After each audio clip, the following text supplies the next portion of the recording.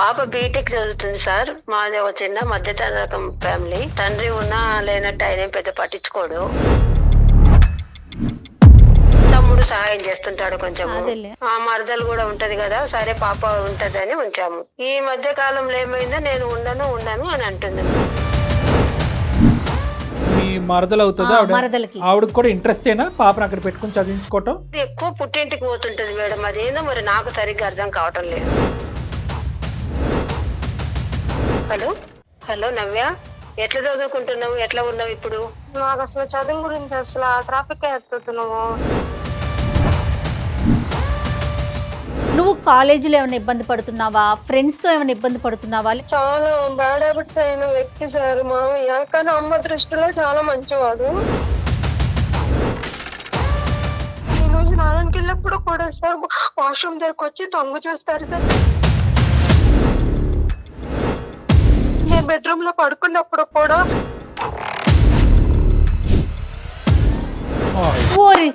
ఓరి దుర్మార్గుడు. మీ మామయ్య వాళ్ళ వైఫ్ లేదా, ఇంట్లో ఉండదు ఆవిడ? తను ఉన్నా సరే కానీ తన తొంగ చూపులు నా వైపు చాలా దరిద్రంగా అట్లా ఇలా చాలా జాతీయ నేర్చంగా ప్రవర్తిస్తాడు సార్. ఏదమ్మా మామయ్య గురించి మాట్లాడుతున్నావు? మీ తమ్ముడి యొక్క భార్యని నీ కూతురు నిలబెట్టాడు కండి, అది మీ తమ్ముడు.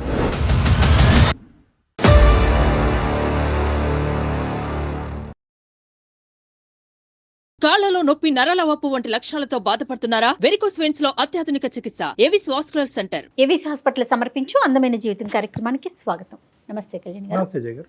కళ్యాణ్ గారు, సునీత అని ఒక ఆవిడ మనకి ఈమెయిల్ చేశారండి. విషయం ఏంటంటే, బాగా చదువుకునే మా కూతురు సడన్గా నేను చదువుకోను, నాకు ఈ చదువే వద్దు, నేను మానేస్తాను, ఇంటికి వచ్చేస్తాను అయ్యో అనేసి అంటుంది.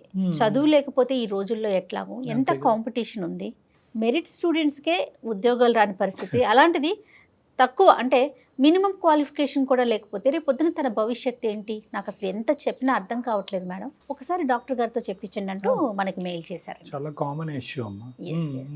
మరి ఒకసారి కాల్ చేస్తానండి ఆవిడకి.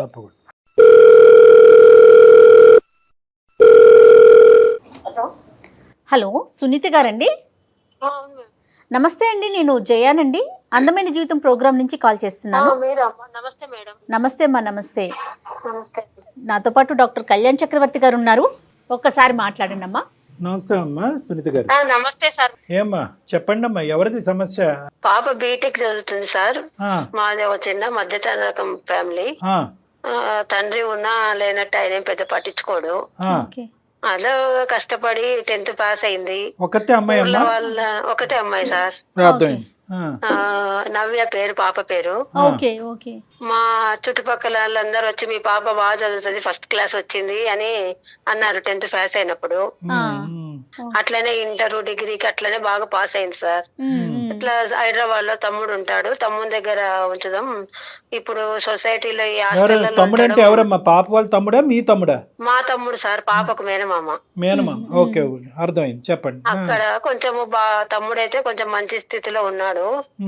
ఈ బీటెక్ చదివిద్దాము, కొంచెము నేను సహాయం చేస్తుంటాను, తమ్ముడు సహాయం చేస్తుంటాడు కొంచెం.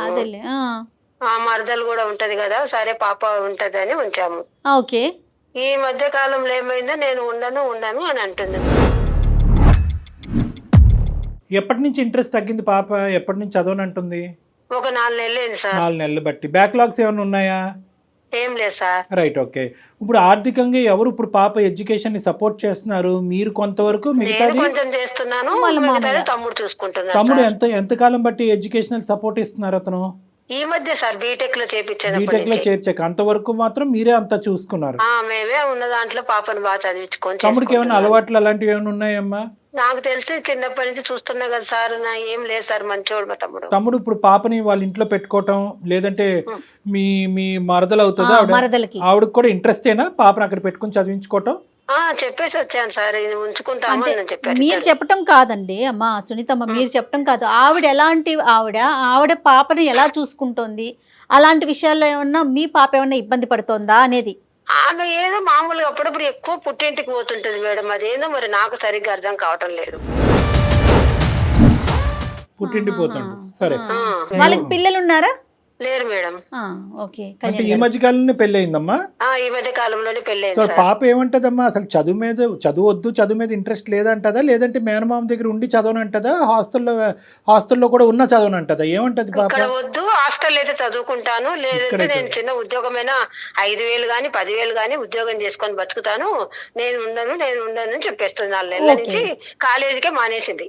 సరే, తను ఇప్పుడు అక్కడ ఉండనంటోంది, మరి హాస్టల్లోకి షిఫ్ట్ చేస్తే చదువు కొనసాగిద్ది కదా, మరి మీరెందుకు కాదంటున్నారు? భయం అయింది కదా మేడం, ఇప్పుడు అందరు ఫ్రెండ్స్ కలిసేది, ఆ బయటికి వెళ్ళిపోతున్నారు, అట్లాని ఇట్లాని తిరుగుతున్నారు, ఇప్పుడు అక్కడ ఇట్లా జరుగుతున్నాయి ఘోరాలు, అమ్మాయిల మీద కానీ కాదమ్మా, నాకు మీ భాష అర్థం అవుతుంది, మీ మాట, మీ భావము, కానీ నేను అనేది ఏంటంటే అసలుకే మోసం అయింది కదా.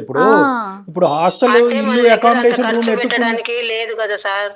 అదే తమ్ముడు చూసుకుంటాడు, కొంచెం నేను చూసుకుంటాను, అడ్జస్ట్ పరంగా ఏదో కూడా ఇక్కడ ఇంపార్టెంట్. అది కాదు సునీతమ్మ, తమ్ముడు ఏమంటాడు? తమ్ముడితో మాట్లాడారా? పాప ఇట్లా అంటోంది ఏంటిరా అనేసి మీ తమ్ముడిని అడిగారా? ఎందుకు లెక్క ఉంటదిలే, అట్లేం లేదు, నేను చెప్తాలే అన్నట్లు అంటాడు. పాప మీకు ఏమన్నా తూచాగా అన్న కొద్ది కారణం ఏమన్నా చెప్పిందమ్మా? అంటే ఏదో చెప్పడానికి అది ఇదే అని అంటది, నాకైతే అర్థం కాలేదు. ఏంటి అది ఇది? మామయ్య వాళ్ళ దగ్గర ఉండాలంటే మా తమ్ముడికి ఏమి ఎందుకు ఉండవు, మంచోడు వాడు, అది ఇది, తండ్రి మేనమామ అంటే తండ్రితో సమానము, ఉండాలి, నువ్వు తండ్రి మంచోడు కాదు కదా, మన పరిస్థితులు ఇట్లా ఉన్నాయి, నువ్వు సర్దుకోకపోతే ఎట్లా, జాబ్ చేసుకుంటా అంటావు, బీటెక్ చదివించి నేను ఎంతో అన్ని దానిలో ఫస్ట్ వస్తావు కదా, నువ్వు ఇలా చేస్తే ఎట్లా అని నేనే చెప్తున్నాను. అదేలేండి, ఒక తల్లిగా మీరు సముదాయించవలసిన పద్ధతిలో సముదాయిస్తున్నారు, కానీ ఆ అమ్మాయి లోపల ఉండే సంఘర్షణ ఏంటనేది మీకు అర్థం కావట్లేదు. నాకు తెలియదు సార్ ఏం జరుగుతుందో. ఇప్పుడు ఏంటంటే అమ్మాయికి బహుశా అమ్మాయి పరిస్థితి మింగలేక కక్కలేక ఉన్నట్టుంది.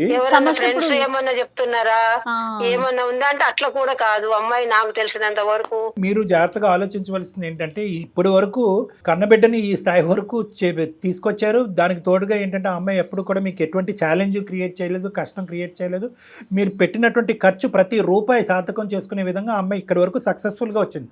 ఇప్పుడు ఎలా వచ్చిందంటే పరిస్థితి, ఫైనాన్సెస్ వర్సెస్ చదివే మానేయటం. అంటే ఎంతవరకు మీరు చేసినటువంటి కష్టం అంతా బూడిదపాలు అయినట్టు. దానికి బదులు ఏంటంటే ఏ అప్పో సప్పో చేసి హాస్టల్లో ఉంచి చదివించడం. సరే, ఇవన్నీ వేరే విషయాలు. ఫస్ట్ ఆ అమ్మాయి మీకు చెప్పుకోలేనటువంటి కారణం ఏంటి, ఆ అమ్మాయి కలిగినటువంటి అంత బాధ ఏంటి, ఏకంగా చదువుకే గుడ్ బై చెప్పే పరిస్థితి ఎందుకు వచ్చింది అనేది మనం ప్రధానంగా కనుక్కోవాలి. ఒకసారి మాట్లాడదాం. పాపకి మీరు లైన్ కలపగలుగుతారా? మీరు మాట్లాడుతున్న వ్యక్తి మీ కాల్ ను హోల్డ్ లో ఉంచారు, దయచేసి లైన్ లో వేచి ఉండండి. హలో నవ్య, ఎక్కడున్నావు? నేను బయట ఉన్నామ్మా. ఎట్లా చదువుకుంటున్నావు, ఎట్లా ఉన్నావు ఇప్పుడు? నేను ఎట్లా అంటే ఏదో అలా చేస్తున్నాను, ఎట్లా చదువుతున్నాను. అట్లా చేస్తే ఎట్లమ్మా, ఇంత సేపు చదువుకొని ఇంత కష్టపడి నేను ఇంత పైకి తీసుకొని వచ్చి బీటెక్ వరకు తీసుకొస్తే అట్లా చదువుకుంటున్నా ఇట్లా ఉన్నా అంటావు, ఏంటి అసలు? లేదమ్మా, చదువుకోకపోతే ఎట్లమ్మా, మన ప్రాబ్లమ్స్ తీరేది ఎట్లా? మన మధ్యతరగతి బతుకులం మనము, ఏదో ఆసరా అవుతామని కదా నేను కష్టపడి. మాట్లాడొద్దమ్మా అసలు, ప్లీజ్. నాకు అసలు చదువు గురించి అసలు ఆ ట్రాఫిక్ ఎత్తుతున్నావు.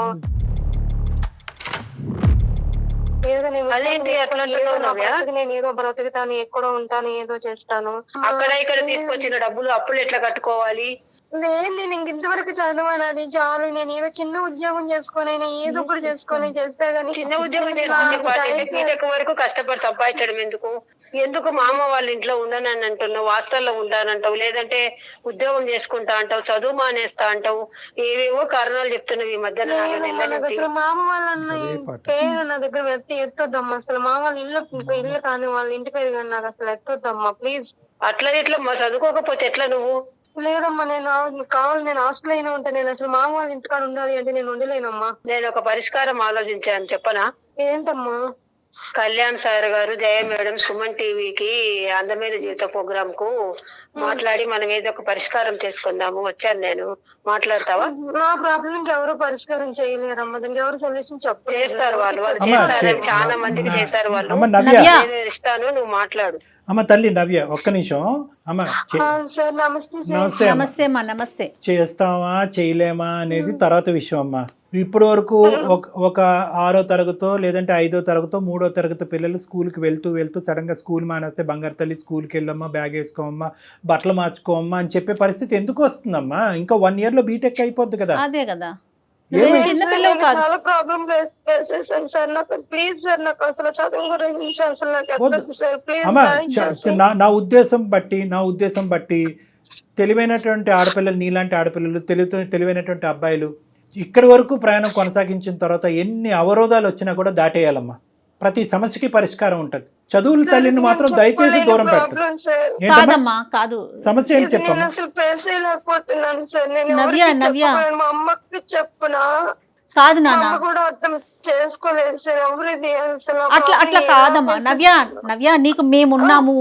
నువ్వు కాలేజీలో ఏమైనా ఇబ్బంది పడుతున్నావా, ఫ్రెండ్స్తో ఏమైనా ఇబ్బంది పడుతున్నావా, లేకపోతే చదవటానికి నువ్వు ఎక్కువ స్ట్రెస్ తీసుకోలేకపోతున్నావా, హెల్త్ ఇష్యూ ఏదన్నా ఉందా? లేదు మేడం, నాకు చదువు అంటే చాలా ఇష్టం మేడం. బాగుంది. నేను ఫస్ట్ క్లాస్ వచ్చాను, చాలా ఇష్టం. నేను హాస్టల్ అయితే ఓకే, కానీ నేను మామయ్య వాళ్ళ ఇంటికాడ అంటే నేను ఉండలేను మేడం. ఇది ఎలా చెప్పాలో కూడా మా అమ్మ, ఇది నేను చెప్పుకోలేదు. పర్వాలేదు కాదమ్మా. అమ్మ ఇప్పుడు ఒకటి నవ్య, నీ వయస్సు, నీకు చదువు ఉంది కానీ నీకు అంత వయస్సు లేదు, అంత అనుభవం లేదు. ఇప్పటికీ నువ్వు చిన్నపిల్లవే.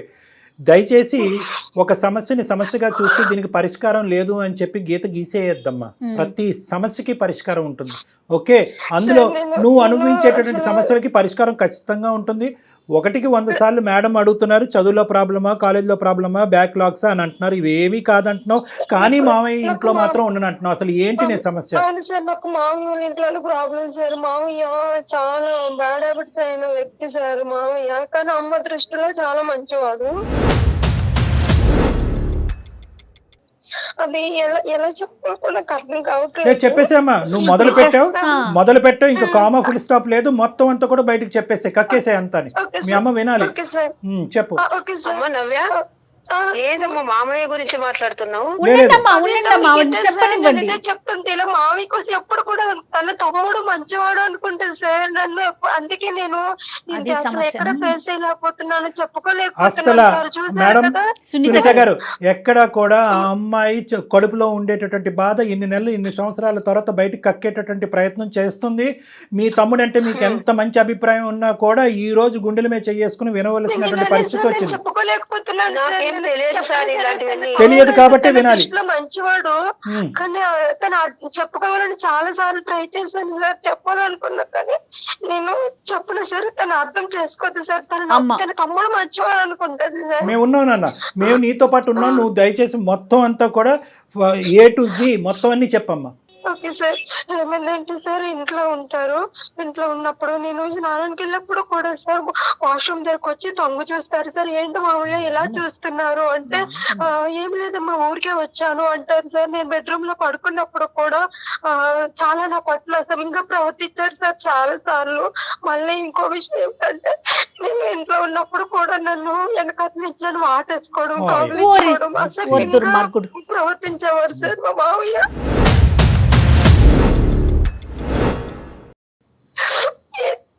ఊరుకోమా, బాధపడకు. చెప్పాలి, ఎలా చెప్పాలి సార్? సునీత గారు, ఏంటి మీ అమ్మాయి మంచి కథలు చెప్తుంది అనుకుంటున్నారా? ఆ అమ్మాయి కాదమ్మా, మీ మామయ్య వాళ్ళ వైఫ్ లేదా, ఇంట్లో ఉండదు ఆవిడ? తను కూడా మ్యామ్ ఏం చేస్తారంటే తను కూడా చాలా విజిట్ చేస్తాడు మేడం. పాపం తన అత్త ఇంటికి వెళ్ళి పుట్టింటి వాళ్ళ ఇంటికి వెళ్ళిపోతే తను ఉన్నా సరే కానీ తన దొంగ చూపులు నా వైపు చాలా అసలు చాలా దరిద్రంగా నా పైన వచ్చి తనని టచ్ చేయడము, అట్లా ఇలా చాలా నీచంగా నీచాతి నీచంగా ప్రవర్తిస్తాడు సార్ మ్యామ్ మామయ్య. కానీ అతను చూడడానికి బానే ఉంటారు, అంత ఏది ఏమంటది మా అమ్మ. లేదు అందరూ తన అంటే తను చాలా సార్లు నేను చెప్పడానికి ట్రై చేసినప్పుడు తన మాట ప్రవర్తన బట్టి తన తమ్ముడు అంటే అమ్మకి అంత నమ్మకం. కానీ అమ్మ ఒకటి నవ్య, అమ్మకి తమ్ముడు అంటే అంత నమ్మకం, మామయ్యకి కూడా ఏంటమ్మా అతని ఆలోచన? నువ్వు ఏం చెప్పినా పర్లేదు, మా అక్క ఏమీ నమ్మదనే ధైర్యమా? అవును, నేను చాలా సార్లు అన్నా. అంటే తనకి తన అక్క నమ్ముతుంది కదా, తన తమ్ముడు అంటే అంత నమ్మకము కదా. సరే నువ్వు ఏం చెప్తావులే, ఏం లేదమ్మా అని చెప్పి వెళ్ళిపోవడము, నా ముంగట వేరే లేడీస్ ని కూడా తెచ్చుకోవడము, అలా రూమ్ లో వెళ్ళడం కూడా చాలా సార్లు. తనకు చాలా ఆడలు అంటే అతను అంత పిచ్చి మామయ్యకి సార్. అమ్మ సునీత గారు, వింటున్నారమ్మా? సునీత గారు చెప్పండి సార్. ఇప్పుడు ఇంత భయంకరమైన మనిషి అయినా కూడా అక్కడే ఉండమంటారా మీరు? లేదంటే ఇప్పటికీ కూడా మీ తమ్ముడిని మీరు వెనకేసుకుని వస్తారా? లేదంటే మీ అమ్మాయి ఏమైనా అబద్ధాలు కోరా? అలాంటి తమ్ముడు అని సార్, చెప్తే ఇంకో నా విషయం కళ్ళకి సార్, నీళ్లు కాదు రక్తం వస్తుంది ఎందుకంటే సార్. సార్ తనను అంటే ఫ్యామిలీలోను గొడవలు చిన్నప్పటి నుంచి వాళ్ళు ఒక తల్లికి సంబంధించి ఒక తల్లికి పుట్టి ఉన్నారు. నేను తన బిడ్డగా వెళ్ళి వాళ్ళ రక్త సంబంధ బంధాలని గొడవలు వస్తాయి విడతీయకూడదు అదేలే. మామూలు ఎండేటర్ కూడా చెప్పి చూసాను సార్, ట్రై చూసాను, ఎప్పుడు కూడా అమ్మ వినలేదు. కాదు సార్, అమ్మ అమ్మా. వినలేదు సార్. చెప్పండి ఎంత సునీత పొరపాటు గారు. చేశారమ్మా సునీత గారు, ఎంత తమ్ముడు పొరపాటు ఇలాంటి చేశారు. వాడని నా కూతురు చెప్తుంటే నాకు అసలు మైండ్ తిరిగిపోతుంది. ఏం మాట్లాడాలో కూడా ఆమెను కూడా నాకు తప్పు పట్టలేములేండి. మాట ఎందుకంటే రావటం లేదు సార్. కానీ ఇలాంటి వినే తమ్ముడు ప్రయత్నం చెయ్యాలి కదా ఇలాంటి తమ్ముడు అని కళ్యాణ్ గారు. తెలిసింటే వాడిని అక్కడే చంపేసిండే దాన్ని సార్.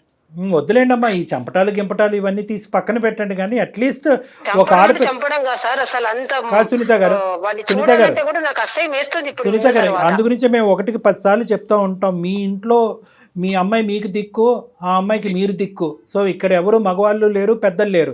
మగవాళ్ళు అనేటటువంటి వాళ్ళు చూసేటటువంటి ఒక్క వ్యక్తి ఎవరైతే మీ భర్త పాప తండ్రి ఉన్నాడో అతను విచిత్రంగా ప్రవర్తించడం, బాధ్యత లేకుండా ప్రవర్తించడం విసుగు వేశారు. అదే ఆసరాగా తీసుకున్నారు సార్ తమ్ముడు. ఏం చేసినా నమ్మరు అని ఆసరాగా తీసుకున్నాడు. నాకు అన్నిటికంటే విచిత్రం ఏంటంటే, ఆశ్చర్యం ఏంటంటే, మీ తమ్ముడికి కేవలం మీ అమ్మాయిని ముట్టుకోవటం ఒకటే కాదు, భార్యని అక్కడ ఇల్ ట్రీట్ చేస్తున్నాడు. ఇందాక మీ మాటల్లో పదే వేరే ఆడవాళ్ళు ఇంటికి తీసుకురా. సార్ చాలా సార్లు విమర్శించాడు సార్. నీ మాటకు అడ్డొస్తున్నాను, నీ బాధకు అడ్డొస్తున్నాను, నేను ఏం చెప్పినా నీ బాధ తీర్చలేనటువంటి బాధ. కానీ అన్నిటికంటే దురదృష్టం ఏంటంటే, చదువుల తల్లి నీ లోపల ఉంది, నీ బాధకి చదువుల తల్లికి ముడిపెట్టేసావు ఇక్కడ. అది అందరికంటే బాధ. చదువు అంటే చాలా ఇష్టం సార్. నేను ఎప్పుడు హాస్టల్ చదువుకుంటా, హాస్టల్ వద్దు నువ్వు నా తమ్ముడు దగ్గరే ఉండాలి, సెక్యూరిటీ అంటే కాదులేమ్మా నవ్య, లేదు ఇలా లేదు ఇదే నాకు. అందుకే సార్ నేను ఇప్పుడు 4 months నుంచి నేను కాలేజీ ఎక్కట్టుకొని ఏదో చిన్న పని చేసుకొని ఉద్యోగం చేసుకొని నేను ఇలాగ ఇప్పుడు బయట చాలా ఇబ్బంది నేను పడుతున్నాను సార్. మా మామీ వల్ల ఒకటమ్మా, నీకు నవ్య, నువ్వు ఏదో చిన్న ఉద్యోగం చేసుకుంటావు, పెద్ద ఉద్యోగం చేసుకుంటావు కాదు. ఇంకో 3-4 years చదువుల లోకంలోనే ఉండవలసినటువంటి ఆలోచన, మనసు, తెలివితేటలు నీకు. నువ్వు ఒకటి గుర్తుపెట్టుకో, ఇది వాస్తవానికి చాలా చిన్న సమస్య, పెద్ద సమస్య కాదు. ఎందుకు అంటున్నానంటే, నువ్వు గొంతెప్పి మాట్లాడితే కనుక అమ్మని గట్టిగా పట్టుకుని నిలదీసి, అమ్మ నీ తమ్ముడు ఇలాంటి వాడు, నా మీద నీకు నమ్మకం లేకపోతే మీ తమ్ముడు భార్యతో ఒకసారి మాట్లాడితే కనుక మీ తమ్ముడు యొక్క క్యారెక్టర్ ఏంటి, నువ్వు అలా చేయలేవు. నువ్వేం చేసావు అంటే కనుక అక్కడ ఒక కల్ప్రిట్ ని కాపాడుతూ, ఎక్కడ అక్క తమ్ముళ్ళ యొక్క బంధం తెగిపోద్ది అనేటటువంటి భయంతో. బంధం కోసమే అదే కదా సార్, ఇటువంటి బంధం ఉంటే చిన్నపిల్ల అయ్యేసరికి తను అట్లా ఆలోచించింది. బంధం ఉంటే ఏంటమ్మా, ఊడిపోతానేంటి? ఇక్కడ నీ చదువే ఊడిపోయేటట్టుంది, ఇంతకాలం కష్టం చేసుకుని మీ తల్లి ఇంత కష్టపడి చదివించింది. ఇదంతా చూస్తున్నటువంటి వాడు అడ్వాంటేజ్ తీసుకున్నాడు. అరే వీళ్ళ ఇంట్లో మగదిక్కు లేదు, నేను పెడితేనే తిండి, నేను పెడితేనే కాలేజ్ అన్నట్టుగా వాడు రెచ్చిపోతున్నాడు. ఒకే కడుపును పుట్టినటువంటి 2 పిల్లలు అవటం అనేటటువంటిది ఎంత వాస్తవమో, మీ ఇంటికి వచ్చినటువంటి వేరే ఆడపిల్ల బాధపడుతూ పుట్టింటికి పదే వెళ్ళిపోతుంది అనేటటువంటి దాని దగ్గర నుంచి అసలు మీ తమ్ముడి యొక్క క్యారెక్టర్ ఏంటి అనేది మీకు అర్థం అవ్వాలి. రెండోది ఏంటంటే, వినండి, గమనించలేకపోవటం కాదు, మీ ఇంట్లోంచి వచ్చినటువంటి వాళ్ళు దేవుళ్ళు అని ఊహించుకునే మనస్తత్వం నుంచి దయచేసి మీలాంటి ఆడవాళ్ళు బయటకు రావాలి. రెండో అంశం ఏంటంటే, మీ అమ్మాయి 1కి 2 సార్లు మీరే ఇంతకు ముందు ఫోన్ కలపక ముందు మీరు ఒక మాట అన్నారు, ఏదో ఊహించుకుంటుందండి, మేనమావం గురించి ఏదో చెప్తుందండి, ఏంటి ఆ భ్రమలేంటి, ఆ ఆలోచనలు ఏంటి, ఆ ఊహలను. అంటే ఏంటంటే, మీ గోటి తల్లులు ఇటువంటి ఆడపిల్లలు చాలా సున్నితమైనటువంటి అంశాలు ముందుకు వచ్చాయి. ఇక్కడ మీ తమ్ముడనే చెప్పట్లేదు, ఇటువంటి సమస్యలు ఎదురు. ఒక నిమిషం నవ్య, ఇంకో విషయము అంటే అది నా తమ్ముడు చాలా మంచి బాగా సెటిల్ అయ్యాడు. నా తమ్ముడు చాలా కోటీస్ఫైడ్ అయ్యాడు. నా తమ్ముడు వెనకతనే చాలా మంది పడతారు. నా తమ్ముడు అసలు ఎవరి వైపు కన్నెత్తి చూడడు. అది చాలా అదేలే, ఈవిడ ఇలా మార్కులు వేసుకుంటూ పోతే కనుక నేను చెప్తే ఏం నమ్ముతారేంటి అనేది వెనక్కి తగ్గే. సునీత గారు, మీలాంటి ఆడవాళ్ళు ఎవరైనా ఉంటే కనుక వాళ్ళందరికీ నేను చెప్పేది ఏంటంటే, ఇలాంటి ప్రవర్తన ఇంటికి తీసుకెళ్లి ఆటో డ్రైవర్ చేయొచ్చు, కింద ఉండేటటువంటి వాచ్మెన్ ప్రవర్తించవచ్చు, లేదంటే కాలేజీలో ఉండేటటువంటి ట్రైనర్స్ ప్రవర్తించవచ్చు, లేదంటే మన ఇంట్లో ఉండి మనం మెప్పు పొంది మన మనుషుల్లాగా ఉండేటటువంటి వాళ్ళు కూడా చేయొచ్చు. ఇవి చేసేటప్పుడు యూజువల్గా ఏమవుతుంది అంటే కనుక, ఇందాక నవ్య ఒక చాలా ఇంపార్టెంట్ పాయింట్ చెప్పింది. ఎందుకంటే ఇటువంటి కేసులు నాకు కల్లోలుగా వస్తాయి కాబట్టి నేను చెప్తున్నాను. ఆడపిల్లలు ముందుకొచ్చి చెప్పే లోపలే మీరు అవతల ఉండేటటువంటి కల్ప్రిట్కి మీరు మార్కులు వేసేస్తారు వాళ్ళకి. ఆ తమ్ముడు వాడు ఆజానుభావుడు, వాడు అది ఇది, వాడికి ఇంత కాకపోతే అంతమంది వాడు వెనకతలు ఫాలో అవుతారు. అలాంటి అందరూ గొప్పగా మాట్లాడేటటువంటి వ్యక్తికి నువ్వు నెగిటివ్గా మార్కులు వేస్తున్నారని చెప్పి ఈ అమ్మాయి నెగిటివ్గా మార్కులు వేయకముందే మీరు ఈ అమ్మాయి నోరు కట్టేస్తారు. ఇది మీరందరూ చేసేటటువంటి దీనివల్ల కాదు కళ్యాణ్ గారు, దీనివల్ల చెప్పాల్సిన వాళ్ళు అసలు వాళ్ళ feelings చెప్పలేకపోతున్నారు సో కదా అక్కడ బాధితులు. ఏమవుతారంటే అక్కడ ఒక విధంగా బాధపడుతూ ఉంటారు, వాడి చేతుల్లో వాడికి తెలుసు 600 100 ఇక్కడ కావాల్సినటువంటి మార్కులు ఇక్కడ మెప్పు పొందేశాం కాబట్టి ఈ అమ్మాయి వెళ్ళి చెప్తే కనుక ఏదో పిచ్చిది ఏదో లేనిపోని కబుర్లన్నీ చెప్తుంది అన్నట్టుగా అనుకుంటారు. అక్కడ అక్కైనా తల్లి అయినా తండ్రి అయినా ఎవరైనా కూడా ఈ మాటలు కొట్టి పారేస్తారు. ఇదే 2 సార్లు పిచ్చిదవుతుంది. నా చేతుల్లో అబ్యూస్కి గురైనటువంటి ఈ అమ్మాయి పిచ్చిదవుతుంది, మళ్ళీ వాళ్ళ అమ్మకి చెప్పుకుని 2వ సారి పిచ్చిదవుతుంది, అందరూ ఈ అమ్మాయిని ఏకాకి చేస్తారు అనేటటువంటి ఉద్దేశంతో ఇలాంటి అబ్యూస్ అనేటటువంటిది కంటిన్యూస్గా సమాజంలో నడుస్తూనే ఉన్నాయి. దీని మీదే చాలా అఘాయిత్యాలు జరుగుతున్నాయి. కాబట్టి ఫస్ట్ ఆఫ్ ఆల్ ఏంటంటే ఒకటే మాట అంటారు, టెక్స్ట్ బుక్ ఆఫ్ సైకాలజీలో ఒకే మాట అంటారు. ఏంటో తెలుసా, మీరు ఆ సమస్యకి పరిష్కారం చెప్పలేకపోయినా కూడా ఎవరైనా బాధితులు వచ్చి మీతో చెప్పుకునేటటువంటి పరిస్థితి ఉంటే దాన్ని ఫెసిలిటేట్ చేయండి అంటారు. ఫెసిలిటేట్ చేయండి అంటారు. అంటే ఏంటంటే వాళ్ళు ఏదన్నా మాట్లాడినండి, అర్థం పద్ధం లేకుండా మాట్లాడినండి, విచిత్రంగా మాట్లాడినండి, మీరు 100కి 200 మార్కులు వేసేటటువంటి ఒక మగాడి మీద వేలెత్తి చూపెట్టేటటువంటి అన్నాయండి. మీరు వినండి, ఫస్ట్ మీకందరికీ కనిపించే ప్రపంచం ఒకటి, ఇలాంటి ఆడపిల్లలు అనుభవించేటటువంటి ప్రపంచం ఒకటి. మీ ప్రపంచం అనేటటువంటిది కరెక్ట్ కాదు, వాళ్ళ ప్రపంచం అసలైనటువంటి సిసలైనటువంటి రంగు ఏదన్నా ఉందంటే మీ తమ్ముడు రంగు ఇప్పుడు ఈ అమ్మాయి చెప్పినటువంటి మాటలో ఏదైతే చిన్నటి నుంచి మీరు చూసారు చూడండి, వీడికి 100కి 100 మార్కులు, ప్రపంచం అంతా ఆడపిల్లలందరూ వాడు క్యూ కడతారు, వాళ్ళందరి మాటలు వినటం కాదు. మీ తమ్ముడి యొక్క భార్యని నిలబెట్టి అడగండి, నీ కూతురు నిలబెట్టి అడగండి, అది మీ తమ్ముడు. మీ మరదలు నెక్స్ట్ బాధితురాలు, ఆ అమ్మాయిని కూడా ఇక్కడ కూర్చోవాలి. ఆడవాళ్ళని ఒక తోలుబొమ్మలాట్లాగా ఆడుకునేటటువంటి మీ తమ్ముడు ఉన్నాడు చూడండి, వీడికి చాలా పెద్ద శిక్ష పడాలి. అసలు వాస్తవానికి చెప్పాలి అంటే నాకు చాలా కడుపు రగిలిపోతుంది. ఆఖరికి సొంత కూతురు వచ్చి తల్లితో చెప్పుకునేటటువంటి పరిస్థితి లేకుండా చేశాడు వాడు. అమ్మ ఒకటే నవ్య, దయచేసి అమ్మ నువ్వు ఏదో, నాకు తెలుసు మీ ఆడపిల్లలకు ఉండే డెలికేట్ సిచ్యువేషన్ నాకు తెలుసు. అబ్యూజర్ని కాపాడేటటువంటి మనుషులు 10 మంది ఉంటే కనుక విక్టిమ్ తరపున మాట్లాడేటటువంటి వాళ్ళు ఒక్కరు కూడా ఉంటారు. కర్మ ఇటువంటి ఈ రోజు ఆ సమాజంలో ఉన్నాం మనం. అమ్మ విన్నారా సునీతమ్మ, ఎంత అఘాయిత్యం జరిగేది కాదు. విన్నాం మేడం. ఏం చెప్పాలనుకుంటున్నారు మరి ఇప్పుడు? మైండ్ అంతా ఇదైపోయి అసలు నాకు ప్రాణం ఇదైపోతుంది. భర్త అలాంటి వాడు కాబట్టి నేను ఇలా అయిపోయి, నా జీవితం ఇలా అయిపోయింది. నా బిడ్డలన్నా బాగుండాలి, తండ్రి మేనమామ కదా, తమ్ముడి కాలం ఉంచితే నా బిడ్డ జీవితం బాగుపడుతుంది. ఈ మధ్య తరగతి బతుకులు ఇట్లా అయిపోయింది ఇలా ఆలోచించుకున్నాను సార్ నేను. అదేలేండి, పెన్నం నుంచి తమ్ముడి వల్లనే ఇలాంటి బాగా వస్తుందని కళలో కూడా ఊహించుకోలేదు, నా తమ్ముడు ఇలాంటి వాడని చెప్పేసి. ఫస్ట్ ఆఫ్ ఆల్ ఏంటంటే ఒక తల్లిగా మీ బాధ కూడా నాకు ఇది ఏంటంటే, మీరు ఒక హాస్టల్లో పెట్టామంటే హాస్టల్లో పిల్లల యొక్క సంరక్షణ లేదండి, వాళ్ళు బయటకు పోతారు, మగవాళ్ళు వాళ్ళతో విచిత్రంగా ప్రవర్తిస్తారు అనేటటువంటి మీరు ఈరోజు పులిబోన్లోకి తోశారు మీ అమ్మాయిని. సరే, ఇవన్నీ నవ్య ఒక్కటమ్మా, అంటే నువ్వు మాకు చెప్పినంత వరకేనా, ఇంకా ఏమైనా జరిగినాయి అమ్మా? సార్ నాకు అందుకే భయంకరంగా నా జీవితాన్ని నా ఇంటి చేతుల్లో బలైపోయేటట్టుంది. మావి నన్ను ఇంకా వదిలిపెట్టేటట్టు లేరని సరే నేను ఇంకా మావి ఇంట్లో నుంచి బయటకు వచ్చాను. ఒకటే టార్చర్, నువ్వు మావి దగ్గర ఉండాలి కానీ నువ్వు అక్కడ ఉండి చదివేందుకు నాకు చదువు అంటే నాకు చాలా ఇష్టం సార్, కానీ ఇంక ఇంట్రెస్ట్ పోయింది. అందుకే కదా సార్ వాడు నన్ను అడుగుతున్నాడు సార్, ఏమని ఎందుకు పాప రావటం లేదు, ఎందుకు వస్తలేదు, ఎందుకని ఫోన్ చేసి నన్ను సతాయిస్తున్నాడు. కాదు, వాడికి ఇంకొక దుర్మార్గమైన ప్లాన్ ఉంటుంది. బ్రేకింగ్ న్యూస్ నేను చెప్తున్నాను వినండి. పదే మీ ఆ అమ్మాయిని కొట్టి ఇంట్లోంచి బయట పంపించేస్తున్నాడు అంటే కనుక ఇల్లుని ఖాళీ చేస్తున్నాడు వాడు కావాలని. ఇల్లుని ఖాళీ చేసి నవ్యని లూప్లోకి లాగుతున్నాడు వాడు. ఫైనల్ గా వాడు ఐడియా ఏంటంటే అక్కడ తెగదెంపులు చేస్తాడు, అక్కడ విడాకులు చేస్తాడు, అక్క నీ కూతురు నేను చేసుకుంటాను అంటాడేమో కూడా. అవును, నేను ఆ మాయలోనే ఉన్నా కాబట్టి నటిస్తాడు కూడా వాడు. మరి అమ్మ ఇప్పుడు మీరు చేయవలసింది ఏంటంటే, ఇప్పుడు ఇక్కడ పెద్ద పాత్ర మీకుంది మేడం సునీత గారు, చాలా పెద్ద పాత్ర ఉంది. కుటుంబపరమైన పాత్ర ఉంది, ఒక తల్లి పాత్ర ఉంది, ఒక అక్క పాత్ర ఉంది, సామాజిక పరమైనటువంటి చాలా ముఖ్యమైనటువంటి పాత్ర ఉంది. ఎందుకంటే వీడికి ఇక్కడ ఫుల్ స్టాప్ పెట్టకపోతే కనుక వీడు ఇంక ఇలాగే కంటిన్యూ అవుతాడు, చాలా మంది జీవితాలతో ఆడుకునేటటువంటి ప్రమాదం ఉంది. కాబట్టి మీతో పాటు మేము ప్రయాణం చేయడానికి రెడీగా ఉన్నాను. వినండి ఒక్క నిమిషం. మీ మరదల తరపున ఇప్పుడు ఫస్ట్ టైం మిమ్మల్ని మా తరపున సుమన్ టీవీ అందమైన జీవితం తరపున మేము మిమ్మల్ని రిక్వెస్ట్ చేస్తున్నాము, మీరు మీ మరదల తరపున నిలబెట్టడానికి ట్రై చేయండి. మీ మరదల తరపున నిలబెట్టడానికి ట్రై చేయండి. ఇప్పుడు వరకు మీరు ఏమన్నారు, అక్కడ ఏం గొడవ జరుగుతుందో నాకేం తెలియదండి, ఊరికే ఆ అమ్మాయి పుట్టింటికి పోతుందంటే అక్కడ ఏం మామూలు విషయం జరగట్లేదు, చాలా భయంకరమైనటువంటి అరాచకాలు జరుగుతున్నాయి. ఆ అమ్మాయి ఎన్నో తన కళ్ళ ద్వారా చూసుంటది. ఇన్ఫాక్ట్ నీ కూతురికి సమస్య కూడా ఆ అమ్మాయి కళ్ళతో చూసి అటు మాట్లాడలేక ఇట్లు మాట్లాడలేక ఇంట్లో కళ్ళు మూసుకుని కూర్చోలేక ఇంట్లోంచి పారిపోతుంది. కాబట్టి మీ మరదల తరపున నిలబడండి. ఆ అమ్మాయి వీడికి విడాకులు ఇవ్వటం కాదు, మీరు కూడా ఇలాంటి దుర్మార్గుడితో తెగదెంపులు చేసుకోండి. బహుశా వీడికి ఇంకా ఏమైనా ఇలాంటి అరాచక అరాచకాలు ఉంటే కనుక వాడితో మేము ఫోన్లో మాట్లాడి నిలదీసేటటువంటి ప్రయత్నం చేస్తాం, కావాలంటే ఇక్కడికే పిలిపిస్తాం. ఒకప్పుడు వాడు ఏమైనా తప్పు చేశాడు, దీనికి మించినటువంటి తప్పులు చేశాడు, ఇది కూడా తప్పే, దీన్ని క్షమించడానికి లేదు, ఇది అబ్యూస్ కింద వస్తుంది, సెక్షువల్ అబ్యూస్ కింద వస్తుంది, ఇది చట్టరీత్యా నేరం, దీనికి కూడా వాడు శిక్ష పడాలి. ఈ శిక్ష పడేటటువంటి క్రమంలో నా తమ్ముడు నా తండ్రి అన్నట్టు మాత్రం మీరు కాపాడకూడదు అండి. 10 మంది జనాలు ఉయ్యాలి వాడిని, ఆడవాళ్ళందరూ ఉయ్యాలి వాడిని.